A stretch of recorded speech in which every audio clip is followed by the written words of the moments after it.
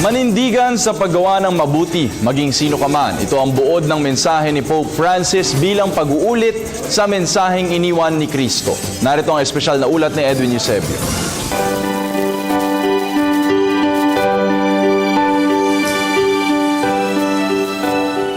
Signore, a tutti ci ha redenti con il sangue di Cristo. Tutti, non... Ang kautusang iniwan sa atin ni Kristo ay ang gumawa ng mabuti. Kung magkagayon, ang karahasan sa ngalan ng relihiyon at paniniwala ay hindi mabuti. At ang kaligtasan ng kaluluwa ay para sa lahat, hindi lamang para sa mga nananalig kay Jesus. Ito ang sinabi ni Pope Francis sa kanyang pang-umagang misa. Sinabi ng Santo Papa na tinubos tayong lahat ng Panginoon, hindi lamang ang mga Katoliko na may dugo ni Kristo, kundi ang bawat isa kahit pa mga hindi nananalig sa Diyos.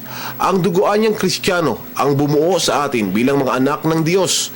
Nilikha tayong anak at kawangis ng Diyos. At ang dugo ni Kristo ang siyang tumubos sa ating mga kaluluwa.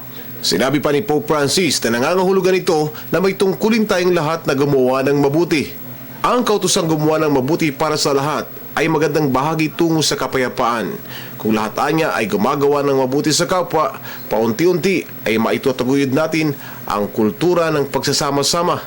At sakali mang magsabi na hindi ako naniniwala, wala akong Diyos, sinabi ni Pope Francis na dapat pa rin gumawa ng mabuti upang maitaguyod ang kultura ng pagiging handa sa pagharap sa Panginoon sa wakas ng panahon. Senti il bene. Ma io non credo, padre, io sono ateo, ma fai il bene, ci incontriamo là.